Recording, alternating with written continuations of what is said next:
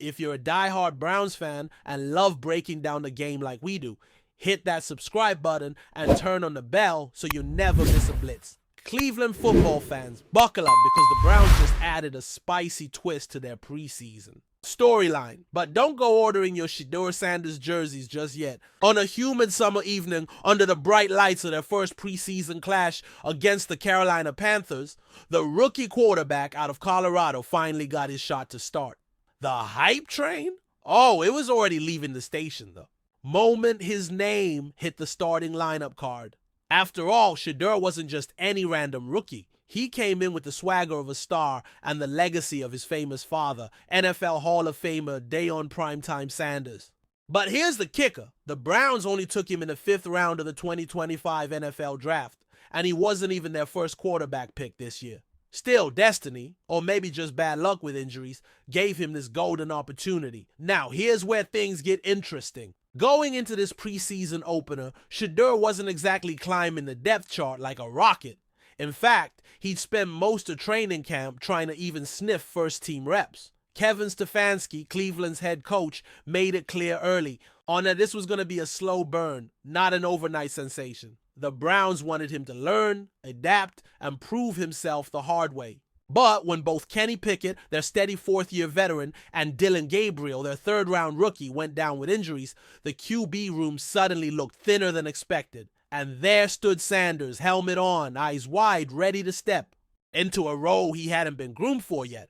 Oh, and watching from the sideline, none other than Super Bowl champion Joe Flacco, offering the kind of veteran presence that could be either inspiring or intimidating. From the opening snap, Sanders looked like he belonged. Sure, there were a few rookie jitters, a slightly late throw here, a quick read that didn't quite pan out there, but for the most part, he ran the offense like a guy who'd been doing it in the NFL for years. His stat line? 14 completions on 23 attempts, 2 touchdowns, no interceptions, and only 2 sacks for a loss of 6 yards.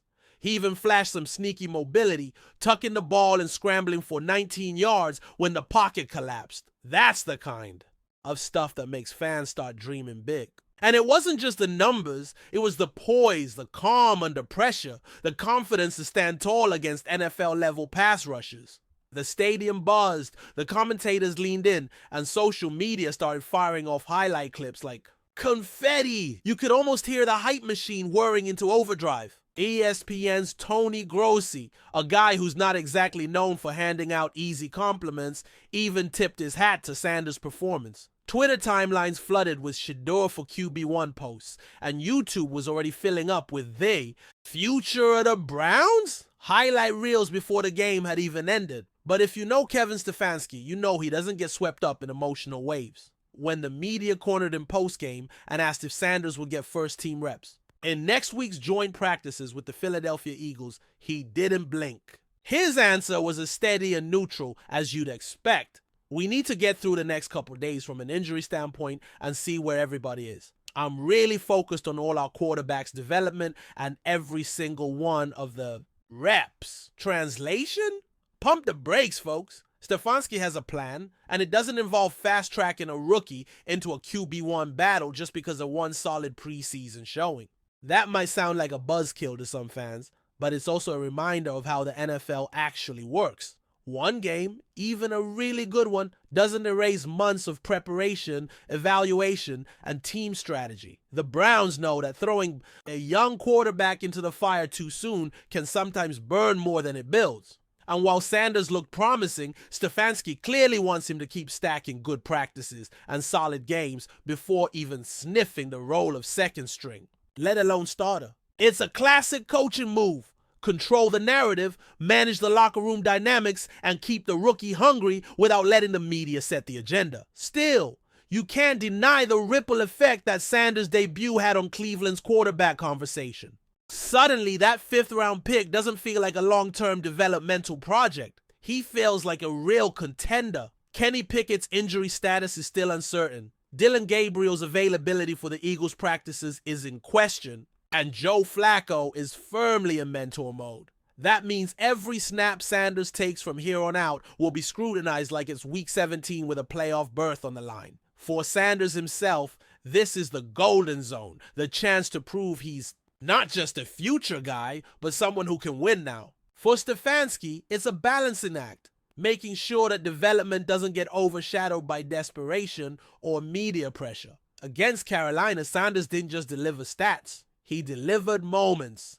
There was the third down laser into tight, coverage for a first down, the pocket awareness to slide just enough to avoid a sack, and the confidence to hit his receiver and stride for his second touchdown. Those plays are what stick in the minds of coaches and teammates, even if Stefanski won't admit it publicly. Sanders' body language on the sideline was another telling factor. Calm, engaged, and locked in on every detail. He wasn't celebrating like he just won the Super Bowl. He was taking notes, asking questions, and staying in the mental game. That's rare for rookies, especially in their first real NFL action. If you're a Browns fan, that's the kind of thing that gives you hope, even if the coach is telling you to slow your roll.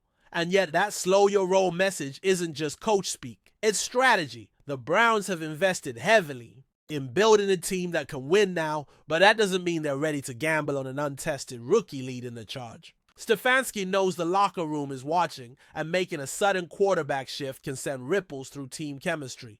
Plus, he's got to consider the bigger picture, keeping Sanders confident but not cocky, prepared but not pressured beyond. His readiness. This preseason game might have been his first real taste of the NFL, but the road ahead is filled with joint practices, tougher defenses, and more complex game plans. If Sanders can keep his cool, refine his reads, and continue making smart decisions, he'll force Stefanski's hand naturally, without needing the media to turn it into a public referendum. For now, Browns fans will have to be patient, even if patience isn't exactly a Cleveland specialty when it comes to quarterbacks. The city has seen too many next franchise QBs fizzle out before they ever had a chance to truly develop. That's part of why Stefanski is playing this the way he is. By controlling expectations, he's protecting Sanders from becoming another cautionary tale in the long, complicated history of Browns quarterback experiments. Whether that patience pays off will depend on how Sanders handles the next few weeks. Can he replicate his performance against better competition? Can he adjust when defenses start scheming for him?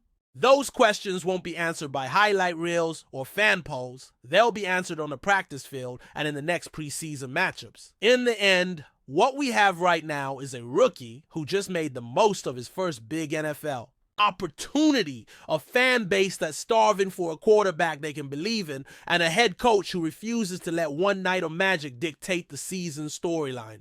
Shedeur Sanders may not be QB1, and he might not even be QB2 by the time week 1 rolls around, but he's officially on the radar in Cleveland. And that's no small feat for a 5th round pick. The hype train might have to idle in the station for a bit, but you can bet people will be watching closely every time he steps on the field. Because if he keeps playing like this, Stefanski's slow play strategy might turn into the kind of quarterback surprise the NFL loves to talk about come December. Enjoying the content so far? Smash that like button and drop your take in the comments. We want to hear what you think about the Browns this season. Cleveland is buzzing this week, and not in a good way. Word on the street is that star defensive end Myles Garrett has made some less than flattering comments about rookie quarterback Shedeur Sanders, and the whispers are spreading like wildfire among Browns fans. According to people close to the locker room, Garrett allegedly questioned Sanders' maturity, his leadership style, and even his ability to adapt to the NFL.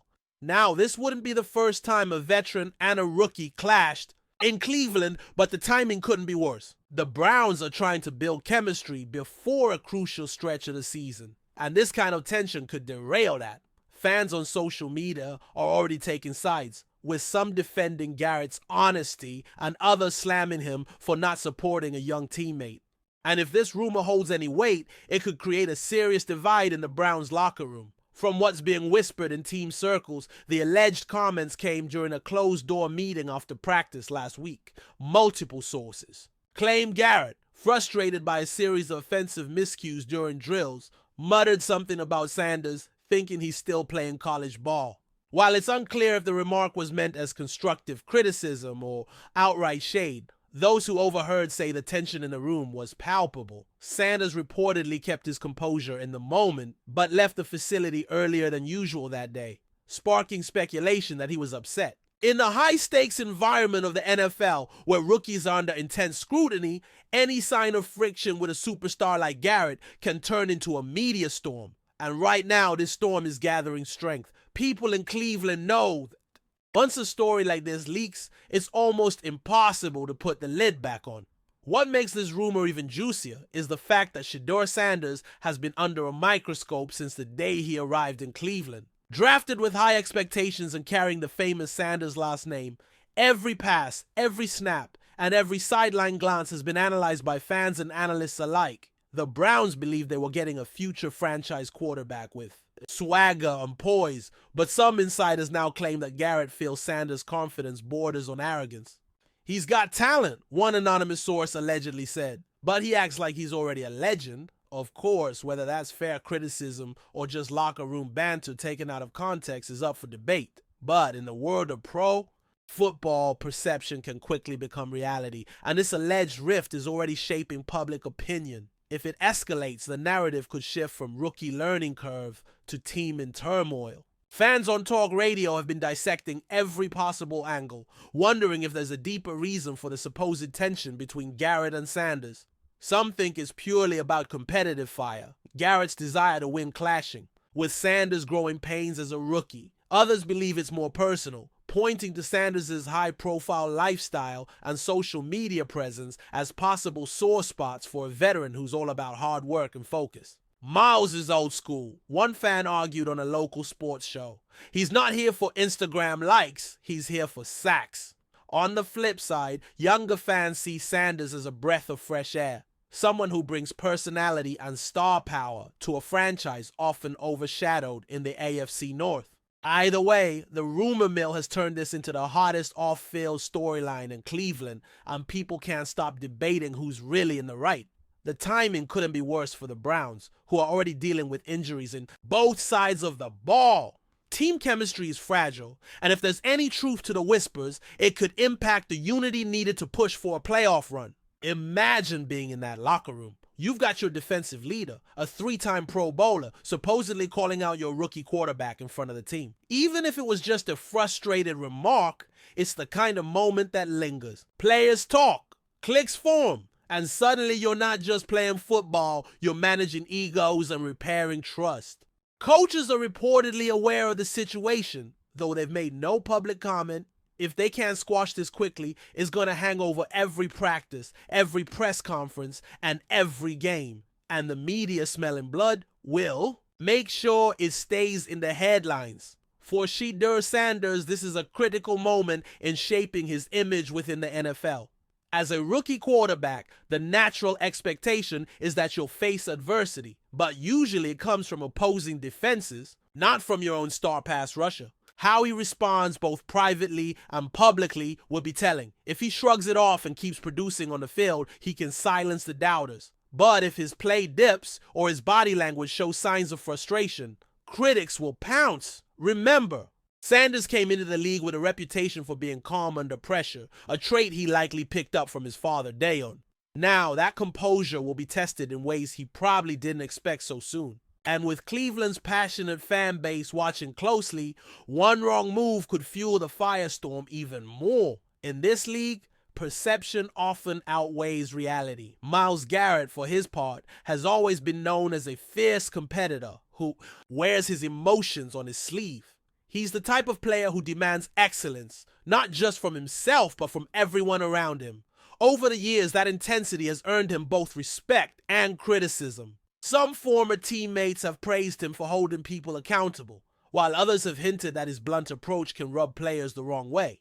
If the rumor about his comments toward Sanders is true, it wouldn't necessarily mean he dislikes the rookie. It could simply be Garrett's way of lighting a fire. But intent doesn't always matter when the story goes public. Once fans hear star player trashes rookie, the narrative tends to stick regardless of nuance. And in the age of instant headlines and viral tweets, nuance is often the first casualty in these situations. Meanwhile, the Browns front office is likely in damage control mode. Even if they're doing it quietly, publicly they'll downplay everything, insisting the team is united and focused on winning. Privately though, there's no doubt they're monitoring the situation closely. This is a franchise that's worked hard to shed its chaotic image from past seasons, and any sign of internal drama threatens to undo that progress. If the locker room becomes divided, it can spill over onto the field in the form of missed assignments, sloppy execution, and avoidable penalties. NFL teams often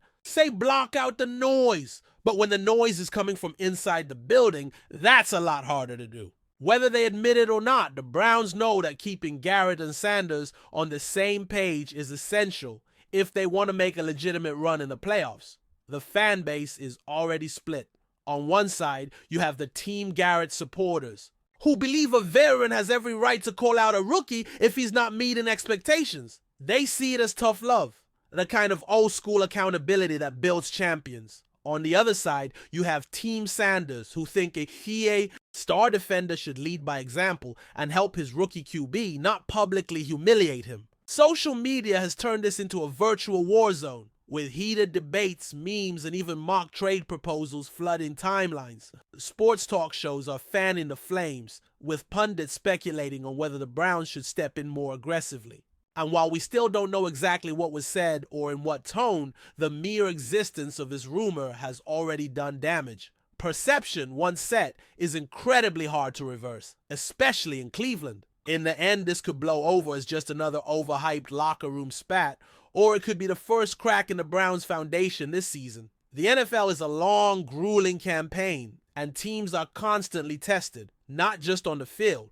but in how they handle adversity off it. If Garrett and Sanders can have a man-to-man conversation and clear the air, they might come out stronger. But if pride gets in the way, the tension could linger, quietly eroding trust until it explodes at the worst possible time. Browns fans have seen promising seasons unravel for far less. For now, this remains a rumor, but in sports, rumors often carry a kernel of truth. And in Cleveland, where every storyline is magnified, even a hint of division between your biggest star and your most important rookie is enough to make everyone nervous. Thanks for riding with us on another Browns Blitz. If you liked the video, share it with a fellow fan, hit subscribe, and ring that bell so you're always part of the Dawg Pound conversation. Go Browns!